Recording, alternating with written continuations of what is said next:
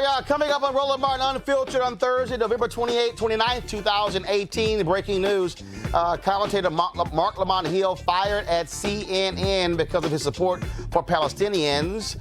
His comments have been called anti-Semitic. He says that is not the case. I'll give you all those details. Also, breaking news out of Alabama. Prominent black lawyer Donald Watkins and his son have been indicted on fraud charges. I'll give you those details as well.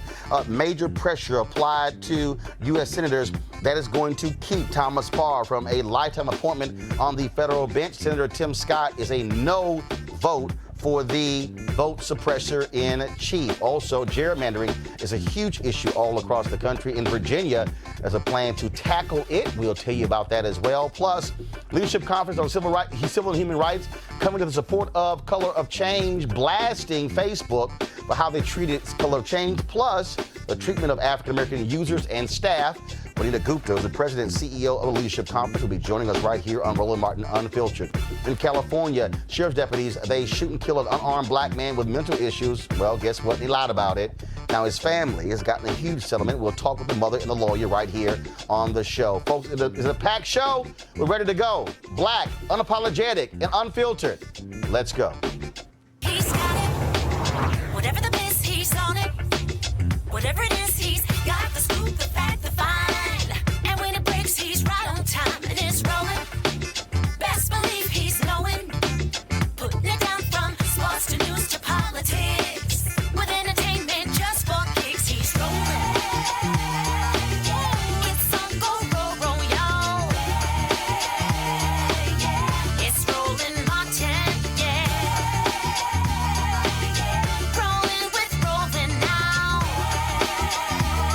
He's funk, he's fresh, he's real, the best, you know he's Roland Martin now.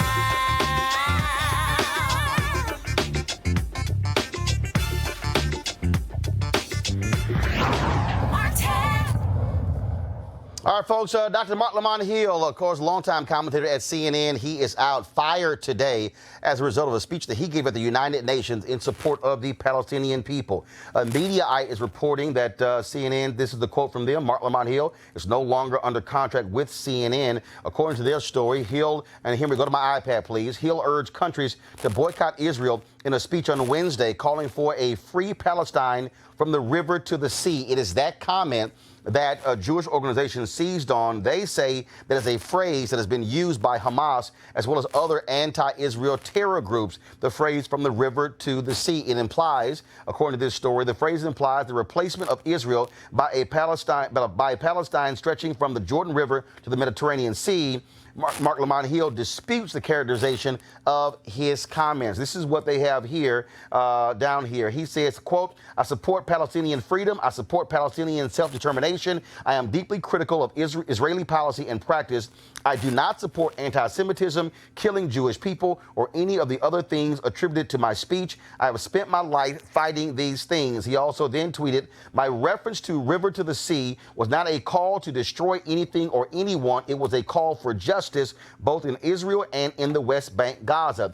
The speech very clearly and specifically said those things. No amount of debate will change what I actually said or what I meant. He then said, this isn't a case of throwing rocks and hiding hands. I genuinely believe in the arguments and principles that I shared in the speech. I also genuinely want peace, freedom, and security for everyone. These are not competing ideals and values. And so here is a portion of his speech. I'm going to go to it where he talked about it. So I read some of that. And then he later said in his speech, which we're trying to get some video, he says, contrary to Western mythology, black resistance to American apartheid did not come purely through Gandhi and nonviolence. Rather, slave revolts and self-defense and tactics otherwise divergent from Dr. King or Mahatma Gandhi were equally important to preserving safety and attaining freedom. If we are to operate in true solidarity with the Palestinian people, we must allow the Palestinian people the same range of opportunity and political possibility. If we are standing in solidarity with the Palestinian people, we must recognize the right of an occupied people to defend itself.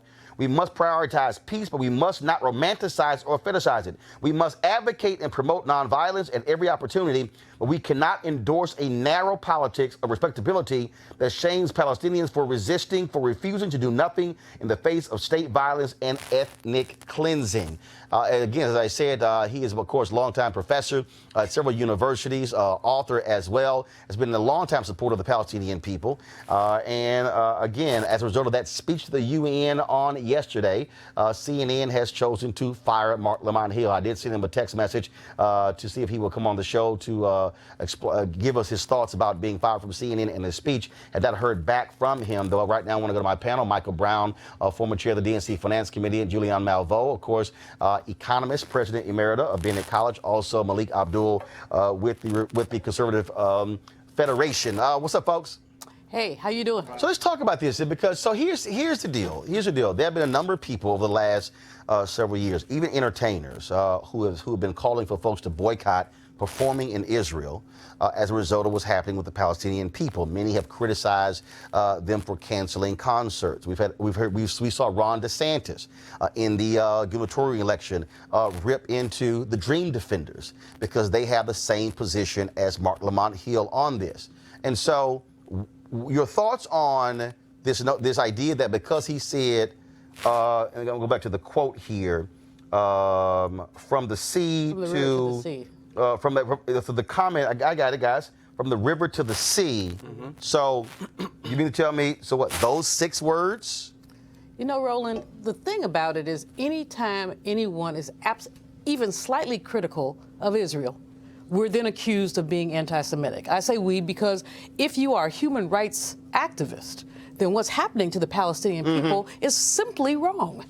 And if you take it in terms of historical context, remember that Israel was created out of Palestinian land. Guess where they were going to put it first? Uganda. The initial plan was to put Israel, they were going to snatch some black people land, but you know, those Messiah were not having that.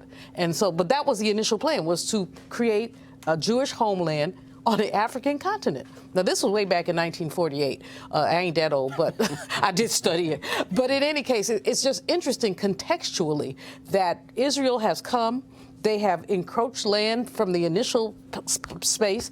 Jewish people certainly have a right to live, to survive, and to thrive, but not at the expense of other people who they've run off their land. And so I don't think that Marc Lamont Hill said anything that was especially egregious, but I do think that we're in a climate, especially given the amount of anti-Semitism that we're experiencing, is we're in a climate where there are challenges. So Malik, the question does beg, can somebody speak their thoughts that disagree with Israel and not be anti-Semitic?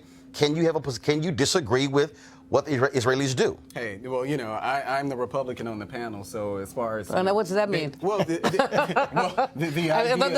idea that people should be able to say things that others can misconstrue. In this particular case, we have the Jewish community. The Jewish community, they're the ones who's saying that his comments were anti-Semitic. We can debate whether or not they were. I don't think that they were. Do you agree with me? Well, of course. I'm sure I agree with you on a lot of things. But Marc Lamont Hill will be allowed to defend himself. Marc Lamont Hill will be given the benefit of the doubt that what he said was not anti-Semitic. Unfortunately, we live in a climate that does not allow that for for Republicans in general, but particularly black conservatives. I give him the benefit of the doubt that what he said was not anti-Semitic, in the same way that I give that same benefit of the doubt to Cindy Hyde-Smith. Oh, please. So, again, Mike Brown, when you see this, when you heard what I read his speech, and again, they're saying from the river to the sea, that's anti-Semitic. And again, CNN hasn't said exactly why they fired him, but clearly the criticism against his comments is the reason. Yeah, I don't know if I can put my toe into the debate on whether the comment was anti-Semitic or not. However, I want to stop what the doctor was talking about and co-sign with what she was talking about. In the environment we're in, everything you say has to be thought about. You have to think about it. It's a different time now, whether we like it or not. And everything you say, everything you tweet, everything you email to a friend can be construed as something, and somebody may not like it. So in this environment, whether right or wrong, you got to, kind of deal with the consequences of that. Now, again, I am not saying whether right or wrong, because I don't know, and we'd have to have a further conversation whether those 6 words meant what they mean to other people and whether they were offensive or not. But clearly to some folks at CNN, they were.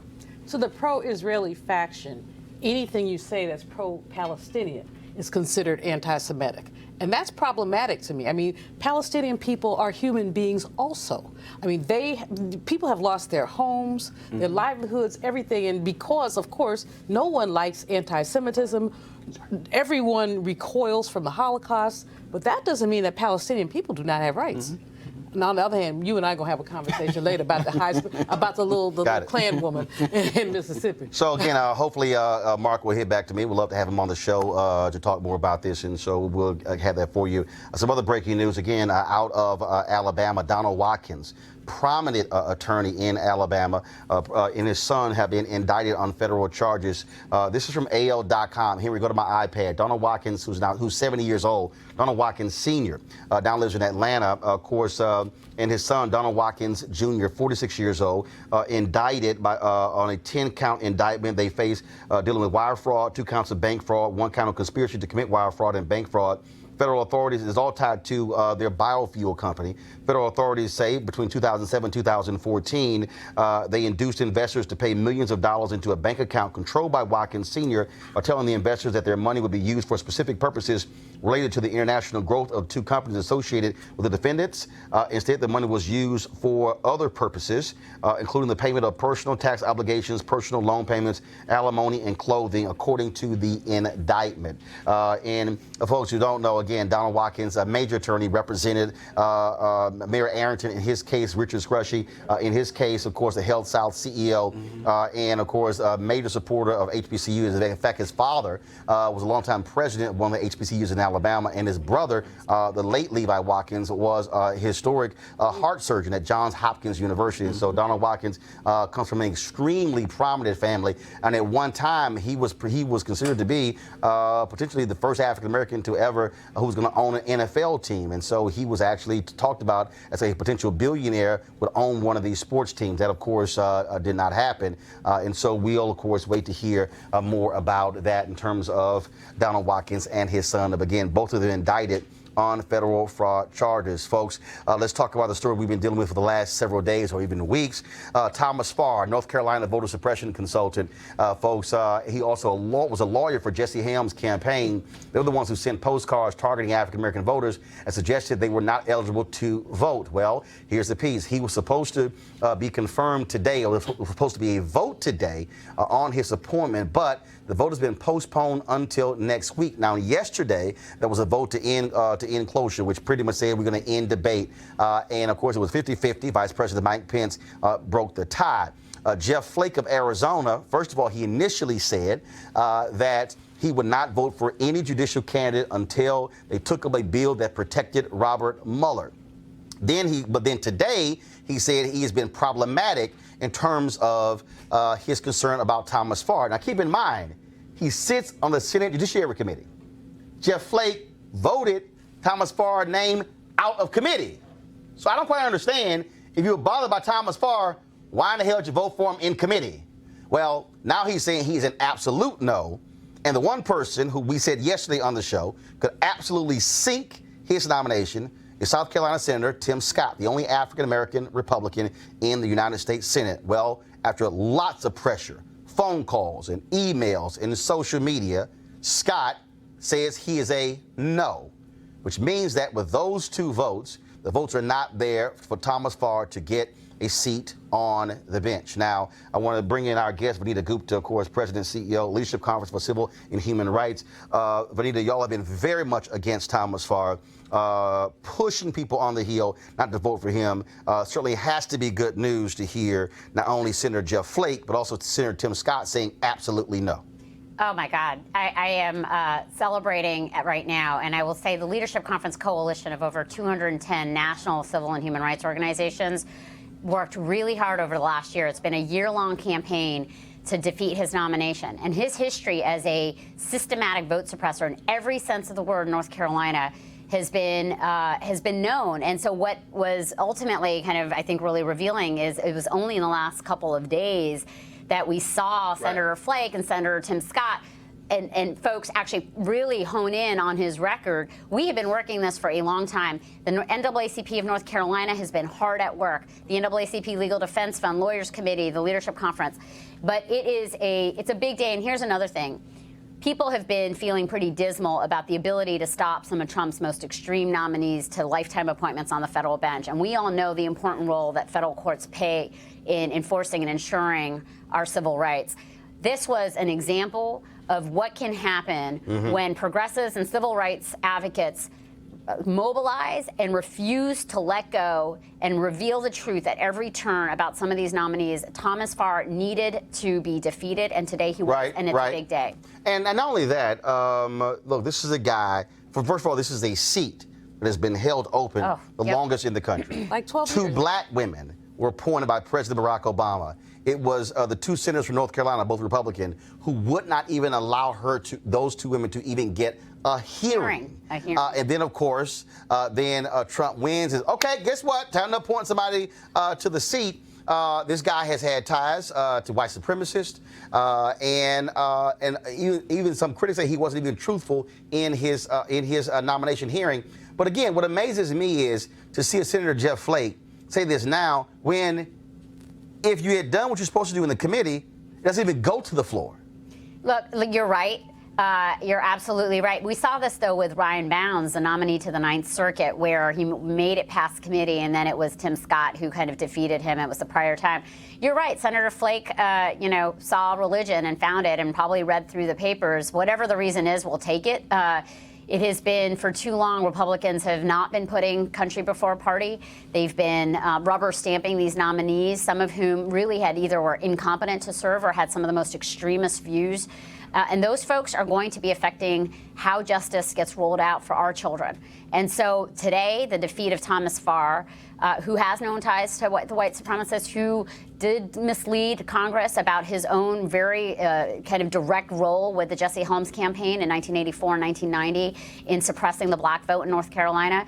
This was an important day to assert our power as a civil rights community and to say that this kind of thing, even though Democrats don't have a majority, that there are Republicans of conscience that are willing to stand up for some of the most egregious wrongs in our courts. Michael, pressure bust pipes, and so certainly when you're getting deluged with phone calls and emails and social media posts saying do not vote for this guy, there's no doubt that had an impact on Flake and Scott.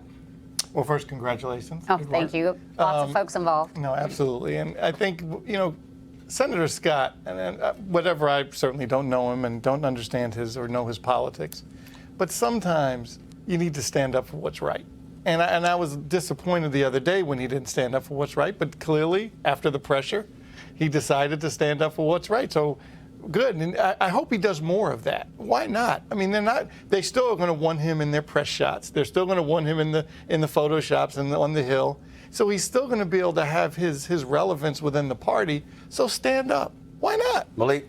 Oh, I mean, first of all, I have to say that Senator Scott is not just there to take photos. I'm not by him, but by the leadership. Well, even the leadership. I don't think that the leadership. But they trot him out like that. Well, Let's just be honest. They trot him out. Senator Tim Scott can stand on his own. He is the diversity in the Republican Party. He does not need to be trotted out. He does not need to be trotted out. Senator Tim Scott was elected the senator from South Carolina, and he does not need to. He does not need to. He does not need to be trotted out. And you shouldn't say that a black man can't be a Republican but he's a junior without having to be. That's not what I said. One second. Malik, finish your point. Whether he's junior or senior, he does not need to be trotted out. So he was not trotted out. He's not a photo op for the GOP. I'm happy with that he made the decision that he made. I think it's great that you guys, the nomination was defeated. Doesn't seem like he's going to vote for him. I support Scott in that. Oh, well, sure. I said that I didn't. I said, I think probably Tuesday or something, I'm not wedded to Thomas Farr. I didn't know a lot about him until I read up about him. Julian, again, this is a guy, had he gotten confirmed, first of all, let's just be clear. First of all, the vote is still scheduled. Yeah. Okay. Next Flake says no. Yeah. Scott says no. that can change. So let's just be clear. Because Let's be real clear. The vote hasn't taken place yet. Yeah, that's true. Right now, they are no's. But this is a guy, anybody who looked at his history, I mean, this guy wants to deny black folks opportunities to vote. He was very much involved in the writing of the law that was struck down by the federal courts, that voter suppression ID bill. I mean, and so anybody, and then defending that, I mean, I'm sorry, that's not the kind of person you want making decisions in a place where black people make up a third of the area. Well, you know, two things. First of all, Vanita, congratulations. Great work. I think that the entire civil rights community, but certainly your organization, the NAACP, did great work in keeping the pressure on. Secondly, I disagree with you. They do trot, and I'm going to use my words, they trot him out whenever they want to have a non-all-white picture. Here come Tim Scott. He's not on the committee, but he's sitting over there.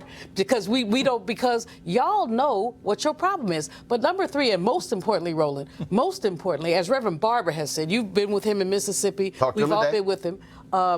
This is a man in North Carolina who the racist court said had attempted to exclude black voters with surgical precision. A laser-like precision. Yep, yeah, surgical. Surgical precision. So this is a man who should not have even been nominated, if the truth is to be told. So, you know, but this is the agenda of the Republican Party, unfortunately. There was a time when it wouldn't be Tim Scott as the only one standing up. There was a time when decent Republicans would have said this was just unacceptable. Right. But now, because the orangutan is there, and forgive the orangutans, you know, the orange orangutans, so the orangutan lobby, I apologize to y'all. I don't even know how to, what does that mean? Orangutan lobby. I mean, we're not animals, so. Well, the president, and neither is the president. The president behaves like one. Well, he's not an animal. He behaves like one. But, you know, the fact is that he has nominated people who are not only racist, sexist, etc. So what do we expect? I'm just happy. And some grossly unqualified people. Oh, I mean, yeah, when you nominate somebody who literally got out of law school just 11 years ago, and no disrespect to anybody who finished law school more than a decade ago, and also other people who literally had never filed a brief in their career, who had never walked into a courtroom, that is not who you want sitting on a federal bench. Yeah, Go let me just. I mean, while I'm sitting here, kind of, revelatory about Thomas Farr, the reality is that the Trump administration has filled 89 vacancies in the short 2 years that it's been in office. And he has swiftly remade the courts, and he has another 2 years to do that with a majority of Republicans in the Senate. And so and these are people who are like 32. I mean, they're very young. They are by mostly design. pale, white, and male, and they are young. And there are others who've gotten through who have a deeply anti-civil rights agenda. And so we have a lot of work to do to cut out, but this builds power, this builds momentum. It's important for us, but we also recognize the long fight here to save the independence of the courts. The courts have been one of the most important institutions as a bulwark against some of the most egregious excesses of the other two branches of government. Which is why they want these judges on the court. They understand the power. Just for everybody understands, I need you to understand why this is the case. Again, since Brown v. Board of Education in 54, since Brown 2 in 55, folks have said, wait a minute, that's where the activist court came from. The gains of the civil rights movement, but because of the courts. That's what led many conservatives to launch these institutions, these foundations, to specifically target the courts. The Federalist Society is all about creating next generation right-wing federal judges. They literally are focused on breeding them, creating them, molding them from the time they're 18 years old. That's who Brett Kavanaugh was. And there are other people who are like that. So understand why this is a major deal. Now, we talked about, of course, pressure, the importance of pressure. Well, Facebook is feeling some of that pressure as well. Remember, recall the blockbuster New York Times story saying how they hired a right-wing PR group to attack Color of Change by tagging George Soros to them.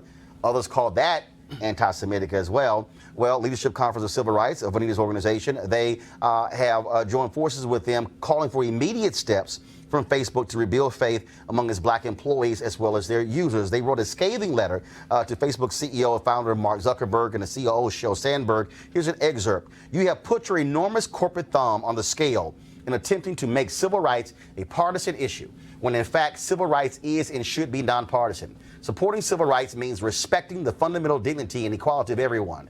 Instead of articulating that view as a core value of your company when you announce the civil rights audit, Facebook has instead positioned itself as equally friendly to those who advocate for civil rights and to those whose political agenda is to undermine those very same rights. Facebook appointed former Senator John Kyle to lead the anti-conservative bias review and ignored the fact that he has made incendiary and discriminatory remarks about Muslims, voted for a constitutional amendment to ban same-sex marriage, and has had a deplorable record on civil rights and liberties. While the strategy of announcing the audit at the same time may have been the politically expedient thing to do, it is also morally bankrupt. Our worst fears about this false dichotomy that you have implemented were realized when, after finally acknowledging massive voter suppression efforts on Facebook, you paired voter suppression trainings for employees with a training on so-called voter fraud, a false conspiracy theory that has been used to justify barriers to voters of color. Now, Vanita, first of all, Color of Change, of course, they are having a meeting with Facebook, with Sheryl Sandberg on this issue in terms of what happened with them. Also, we saw Mark Lucky, one of their employees, write a long piece before he resigned, sent to all employees in the company, talking about how they failed their black employees as well as their black users. When you look at again, I've talked about on the news front, all these news shows they launched, not a single one is African American, not a single one black owned. And so that also goes to who's controlling these issues. What response do you expect to get from Facebook? Look, I think it was really important that the leadership conference stand with Color of Change, because when one of us is attacked, we need to stand together. And the response is, we wanted to put this letter before Facebook because a few months ago, several of our groups had urged Facebook to do the civil rights audit. It was going to be a top-to-bottom review of a whole host of issues, from targeted ads to predatory lending on their site to the propagation of online hate and the like. And we had faith and we were pleased when Facebook actually announced the audit, but it turns out that they haven't made a commitment to publishing the findings of the report, that we don't have any commitment yet from the highest level of the company about how they're actually going to implement the recommendations that are going to come out of it. We need to have the highest level of commitment, even from, we mentioned in the letter that we should have a task force or some part of the board that is actually engaged in implementing the changes that need to be made. For too long, these problems have been known at Facebook, and they're not just about how the platform's used. As you said, it's also about the culture internal to the company, about how do they support diversity, how do they support recruitment and retention of black employees and employees of color.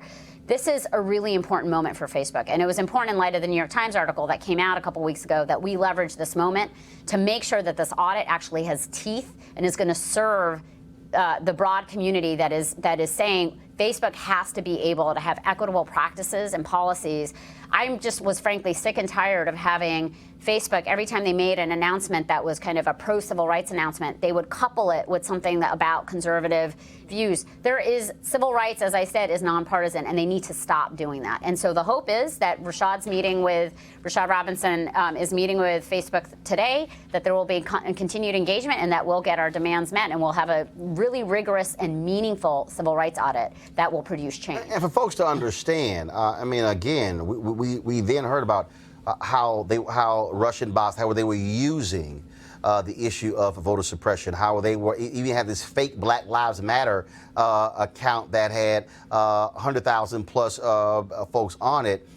Black people were directly being targeted during this campaign. Now, of course, we're hearing as a result of emails seized in the UK that Facebook knew as early as 2014 about Russians trying to use Facebook for the purpose of impacting our election. Yeah, I mean, this is part of what the deep frustration has been for advocates that have been trying to ensure that there's accountability by Facebook for these actions. I mean, in a lot of ways, look, I think Facebook, there are folks in Facebook that are eager and recognize finally the problems that exist on the platform. The question is, what are they actually going to do about it? Given what happened in 2016, we had real concerns about why they had to wait until 2 or 3 weeks before the election to set up a war room that was going to deal with voter suppression. And then when we found out that they were kind of coupling this with this voter fraud issue, which is the very basis by which voter suppression policies are justified, you know, they can't kind of go, they can take one step forward and then 2 steps back. We've got to now, we have to continue with the pressure. Too many people are engaging with Facebook. they have an enormous influence. And so while civil rights advocates are used to kind of dealing with government entities and the role of government, Facebook and a lot of other tech companies, it's not just Facebook, it's Twitter, it's Google, it's other companies. There's a real need now to figure out what is the governance. They're not regulated. What is the social governance? What's the They are legal massive. framework? I mean, and they're massive. Facebook and YouTube, to understand how massive they are, when it comes to all digital ad dollars spent in this country, they get 70%. That means everybody else. That's right. Every other company, large and small, is sharing the 30.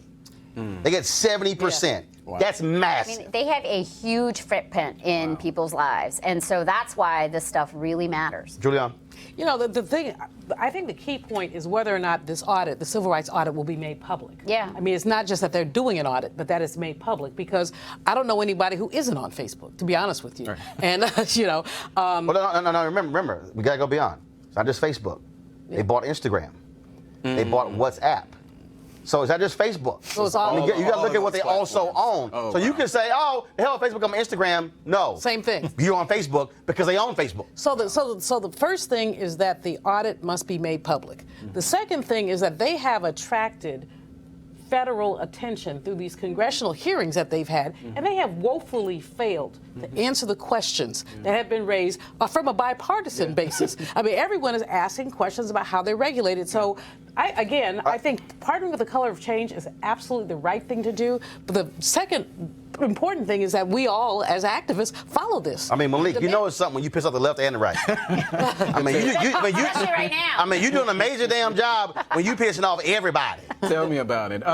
You know, this is one of See, those. he's going to agree with me again. Yeah, absolutely. I agree with you on a lot Next of thing you things. know, y'all gonna be going out for some innocent.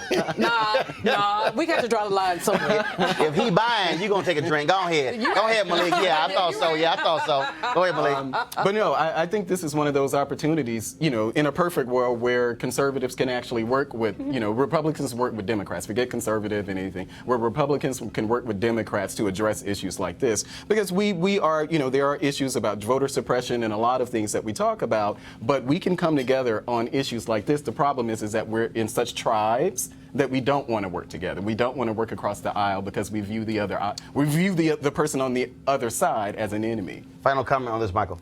Well, clearly Facebook, like any other company, and I don't think they're immune, as they began to grow and explode, they're thinking, besides the advertising dollars and the user fees, they're thinking as long as one side gets to say something and the other side gets to say something, we're okay, we're doing the right thing. But clearly that's not the case because the balance is not quite equal. Voter fraud and voter suppression are not the same thing. Absolutely. But can I think your point is a really good one, which is Facebook needs to decide what kind of company it wants to be and whether it has a value statement. You know, a lot of these companies, like, you know, there are tech companies that have community standards and they choose to use it. It's not, they don't consider themselves this neutral platform. They have chosen to stand for something.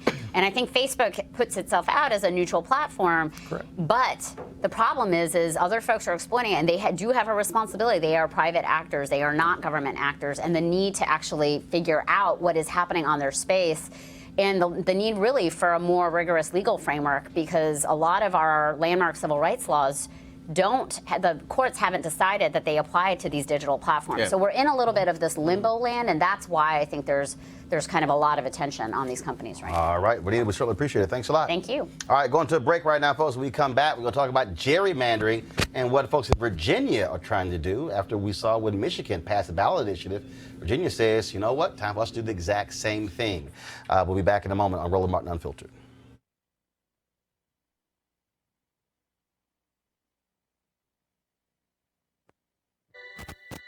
I always had something to shoot for each year. To jump 1 inch further. Olympic champion, Jackie Joyner-Kersee.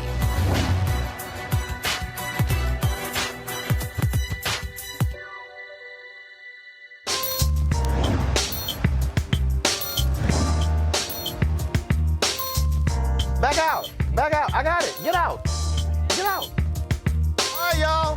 HBCU Giving Day. Hashtag HBCU Giving Day. The university today I don't know how in the hell they got picked. But Bennett College in Greensboro, North Carolina, founded in 1873, later reorganized in 1926 as an all-female institution. Who used to be the president there?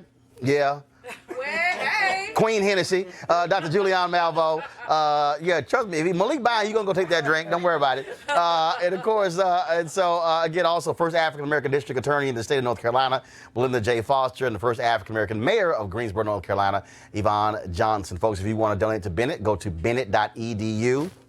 Bennett.edu. And also, if you are a graduate of Bennett, look, send your check. I'm telling you, I keep telling y'all, all these people keep talking about HBCU, but when you ask them if you send a check, then they get all quiet. Oh, you running your mouth before. So if you walking around with a Bennett sweatshirt or a hat or a license plate, and you got your little Bennett pom-poms, guess what? Send your coins. You know what, Roland? Harvard, Yale, Princeton, Dartmouth, 90% giving rates.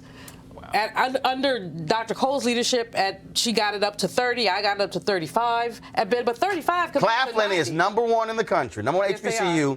More than 50% of Claflin graduates get back to their school. Wow. But the average HBCU, average, 5%. Howard, our mother. It's only at 10.3. Yes, which is and it's up. Undergrad, right? And it's up. Because when he got there, it was 3.7. And part of the challenge, of course, is that so many of our HBCUs have such limited resources that we're not, our development departments are tiny. But we shouldn't have to beg you. We don't beg you to come to homecoming. So we should have to beg you to give money. That's all I'm saying. I'm saying. You send a check. Send a check. $5? At least send that. Well, but don't sit here and say you can't send nothing.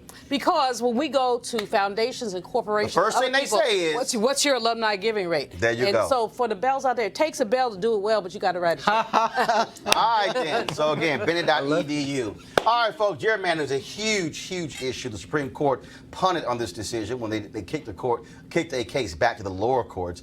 We saw, of course, in Michigan, where there was a ballot initiative where they created an independent commission. It's no longer in the hands of the legislature or the governor.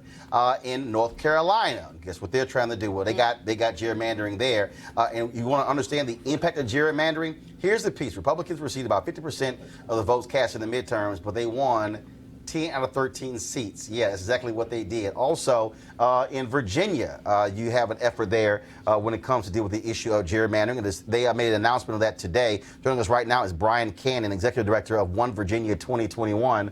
One Virginia 2021. And so, Brian, let's talk about that. What is the plan that you have for Virginia? We saw what just happened in Michigan. Is this going to become the trend? Is this the ballot initiative, or are you trying to get the legislature to pass this? A little bit of both. In Virginia, we have to pass it through our legislature twice, and then it gets on the ballot for people to vote. It would be in Virginia in November of 2020. I have no doubt Virginians would approve it. We've got to get it through our legislators and tell them that we want to let the people vote. And again, we're seeing, people realize why the ballot initiatives are most important because, frankly, when you have parties controlling this, they want to structure these seats to benefit them. And one of the reasons why we have such extreme partisanship is because you have gerrymandered seats where if you're guaranteed to win, there's no need for me to talk to somebody on the other side. So true. It pushes everybody to the polls. Makes it hard to come to the middle. It makes it hard for our politicians to actually address the issues we want them to, right? When you see, support on key issues, over 70% of Americans or Virginians want X, and our Congress or our state legislature refuses to even hear bills on X. That lets you know something's wrong and the people aren't being heard. So what is so you say you must get it passed twice, like by both chambers? By both chambers. We're not like California. I think you and I and a couple other people could write on the back of a napkin and amend California's constitution. Virginia, we take our time in doing this. But the political dynamics are interesting because right now the Republicans control our legislature. We have a Democratic governor. But the blue wave has been pretty big in Virginia for the last 2 Novembers. And I don't think Trump's going to lose his Twitter handle anytime soon. So I guess that the blue wave will continue, and that makes it actually advantageous for perhaps some of those Republicans in the House of Delegates. The Senate Republicans have been good, but in the House of Delegates, to stop dragging their feet. I mean, you can look at Governor Larry Hogan, who's been a champion of redistricting reform, or John Kasich, or Arnold Schwarzenegger. I mean, these are Republican governors who have made it happen in their states. There's no party affiliation, or nobody's got a halo perfect in this for any party. It's about really giving the people the opportunity to choose their representatives. All right, then. Well, Brian, we certainly appreciate it. Good luck with that, and we certainly hope it takes hold. Thank you, Roland. Appreciate it. All right, then. Folks, going to go to the break right now. We come back. A major verdict for a family in California. A mentally man shot and killed by cops. They lied about it. Now they got a big payday, but unfortunately their son is still not with us. We'll be back on Roland Martin Unfiltered in just a moment. You want to support Roland Martin Unfiltered? Be sure to join our Bring the Funk fan club. Every dollar that you give to us supports our daily digital show. There's only one daily digital show out here that keeps it black and keep it real as Roland Martin Unfiltered. Support the Roland Martin Unfiltered daily digital show by going to RolandMartinUnfiltered.com. Our goal is to get 20,000 of our fans contributing $50 each for the whole year. You can make this possible. RolandMartinUnfiltered.com.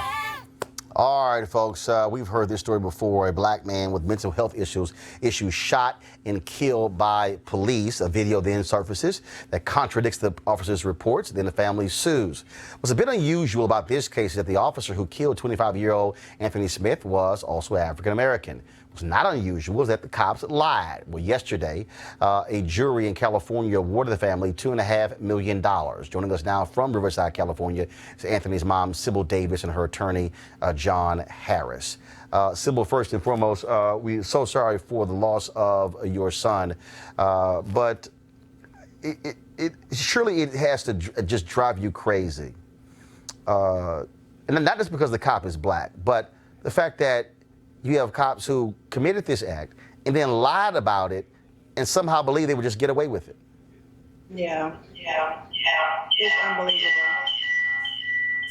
Looks like we got some feedback issues right there. So guys, let me know if we can get that sorted out with Sybil's microphone. Is it John Harris there? How are you, Roland?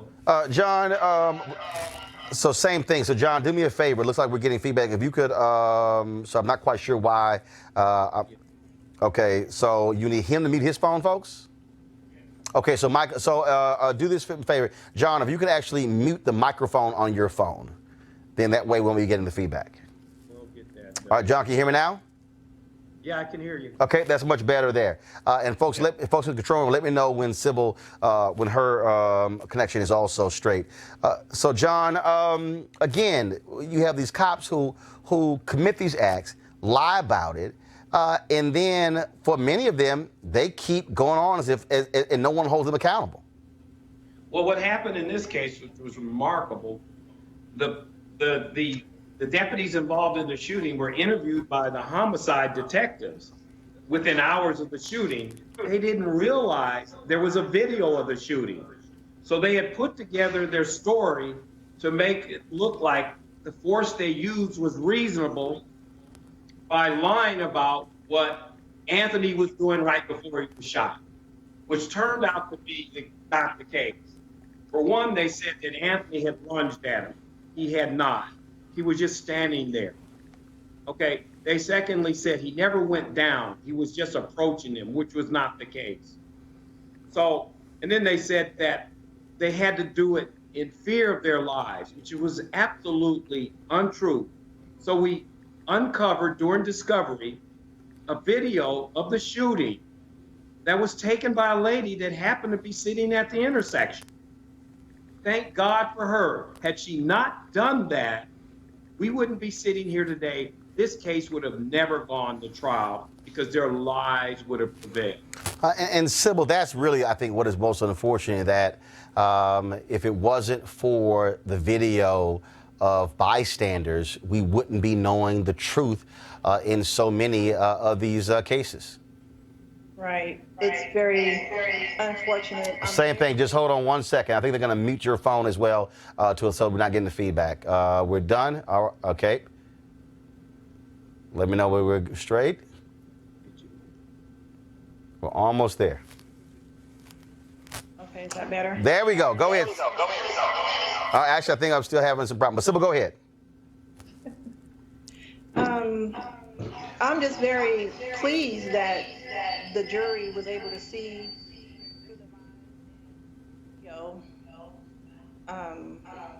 Can they hear me? Yeah. So if y'all could mute the microphone, because that's sort of the problem there. So guys, let me help them out with that, and we'll come right back to Sybil. So guys, just let me know. Let me read this story here, folks. Remember these kids from a school in Wisconsin with their Heil Hitler signs? Well, the Baraboo, Wisconsin School District said they can't punish the students because that would violate the First Amendment rights of the students. That's kind of weird, especially considering they punish kids all the time for doing things in pictures for anything. But all of a sudden they can't somehow do that to them. Okay, that's kind of interesting there. And also, so I think we got Sybil back. I think it might be fixed now. Sybil, can you now hear me? Yes, I can hear you. There we go. Okay. Again, were it not for the bystanders video, we would not even know what took place, and the cops' lies would have stood. Yeah, if we didn't discover that there was a video, we probably would have never had a case. I'm very grateful that the video surfaced and the truth was able to come out. Did the police, they ever apologize? That was a very graphic video, I might say. We actually saw them take that last shot at Anthony, and he went down for good after that shot was taken. And frankly, that was the issue that the jury looked at. We said, look at that video and see with your own eyes what occurred on that morning of July 16, 2015. What happened to the police officer?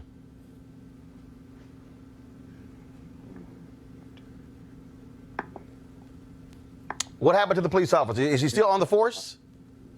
It was a she, actually. Okay, we're back. I said, what happened to the police officer?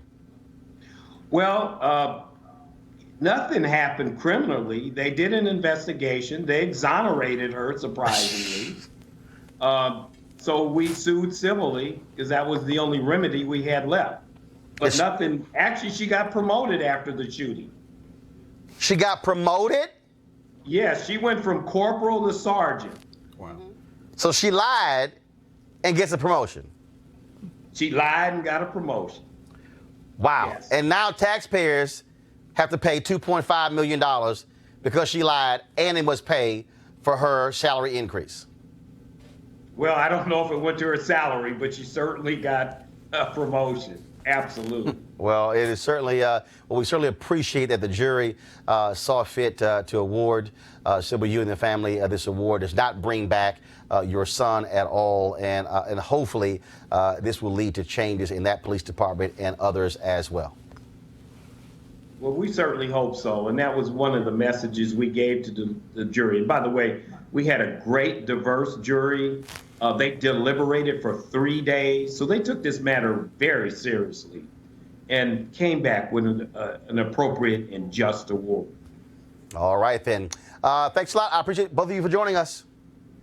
Thank you, Roland, for having us on your show. All right, thanks a lot. I want to go to my panel here. I still contend, and that will not change, that if a police officer is caught for lying, they should automatically be fired. Period. I agree. I mean, I agree with Seems you. But even more than that, I think what's really important here, the officer in question, there were 2 shots. One was, the last shot was by a black woman officer. That's the one who got promoted. The thin blue line transcends race. It's not about, we talk about all the black people who get shot, but some of them are being shot by black people because the thin blue line is such that they cover up for each other. And so, I agree with you, Roland, completely. If you get caught lying, you should be fired. Furthermore, if you don't have your camera on, why are we relying on bystanders with their phones when it ought to be the body cam that you're supposed to have on your body? That's why it's called a body cam. Again, because they want to turn the audio off or turn the video off. And same thing, I believe if you turn that camera off, bye, gone. Michael? I just don't know. I'm putting my law school hat on. I don't understand the arrogance of the Riverside DA's office. Once the video surfaced, why was there a trial in the first place? They should have been writing settlement negotiations as soon as the video came out. I don't understand what, but they were thinking it's okay. Because the police we'll be able to get through the benefit of the Of doubt. course, Yeah, absolutely. Give them that.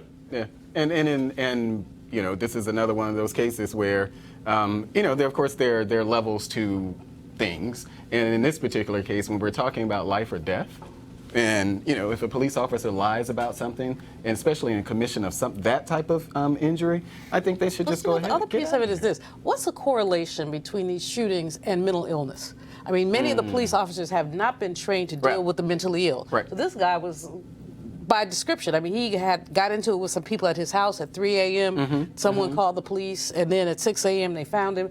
They said that he was bipolar, whatever he was. Right. And so we see a lot of these cases where, you know, he had his pants down. He was no threat. He was no threat to anybody. I mean, he was mentally ill, but he was no threat. But Why is the first thought to pull a gun? Why isn't there also a taser on their hip? or something. Why can't they tase and then you can live to fight another day and talk about what happened? Well, Why do you have to use a some bullet? people have died from the taser, Well, but right, yeah, but in more you have a better cases, chance you of likely to live with the taser. No, because here's why. The reality is the Supreme Court has allowed the standard to be that a police officer can use deadly force to If they protect feel them. for it, correct. And the problem is what these cops have done. I go back to the case, Kachima Powell in St. Louis, when a mentally disturbed man, they call the cops, they tell the 911 dispatcher, this is a mentally disturbed man. He is ranting and raving on a corner after he grabbed 2 energy drinks out of a store. This happened shortly after Mike Brown was killed. Mm-hmm. She's on the street corner. He's yelling and screaming. And there's a video that was shot of him yelling and screaming. This was actually, and so it wasn't like it was instant. And so he's yelling and screaming. Cops roll up. And from the moment the door opened to the first shot, it was 16 seconds. Yeah, it was 16 they can't load it for bear. seconds. Yeah. It was like, well, no, they get out of the car, and their whole deal was, and so he had to get like a butter knife in his hand. Yeah. And he literally, he was yelling, MFs kill me. That's what he's yelling. Yeah. Okay, now So I'm you sorry, know if you're a cop, yeah, you So know suicide something. by if cop. 2 cops roll up, Yeah. and the dude is yelling, kill me, your first response would be, this SOB crazy. Right. That's the first thing. Yeah. Yeah. He makes a step. He is, I'm talking the distance, it wasn't like we were this close. Boom, they unload. Yeah, well, you know, I'm honest about... Killed him immediately. Yeah, I'm honest about stuff like this. You know, even being a Republican, you know, I remember that what was Tamir Rice, 12? And I remember how that I was felt. less than a minute. Yeah, we're talking about seconds. Within the time it takes me to say this right here, he was dead. They arrived on the scene and he was dead. We can ascribe it to say, well, you know, and I don't even think those officers were... And that officer, remember, this was a reject from another police department. They had fired him in another department, and he came and shot this child within minutes. But the fact is that we have been accustomed to giving... I'm just trying to figure out how the hell you get promoted. Yeah. I'm just trying to figure that one out. After you cost the county $2.5 million. Right. So I just want to show this here. Go to my iPad, please. And so this was the Kachima Powell shooting. Cops show up. You see he's yelling. You got to pull the audio up. He's yelling. He approaches him. Look again. I just want you to just. And they were shooting it. I remember and that. He steps on the embankment. Yep. Watch this. He literally. Okay, for the BBC. Okay, I don't know why. So You're not going to show you the whole video. Okay, right. So first of all, I would have pulled. I remember I was trying to find the actual video the brother posted, but it's sort of the same thing. I think part of the other issue here, which we have to deal with, is which is the problem in this country. We keep seeing people who are mentally ill who are shot and killed, and police officers, and folks may say things happen real fast. There's lots of action. No. If a call is made, in his case, they said, oh, it wasn't relayed from 911 to the officers that he was mentally ill. And this is what happened. Same thing happened in Dallas. Black woman calls the cops. She says, my son is out of control. Cops show up, and she says, I'm so glad y'all here to deal with him. So she walks out of view of the body camera. The son has a screwdriver. The son is playing with a screwdriver. He is fascinated with the screwdriver. Cops, put the screwdriver down, put the screwdriver down. At no point does he grab a screwdriver and come charging at him. At no point. They unload, kill him. The mom is standing right there. She's screaming, going, I called you to save my son. Her call ends up getting her son killed. And Final comments. We have to be careful in our community about when we call the police. I mean, what we know is that we can't depend on them. They're not our friends all the time. Sometimes they're not. So we have to be careful. This is also, we know to that point, that's also one of the storylines on Empire.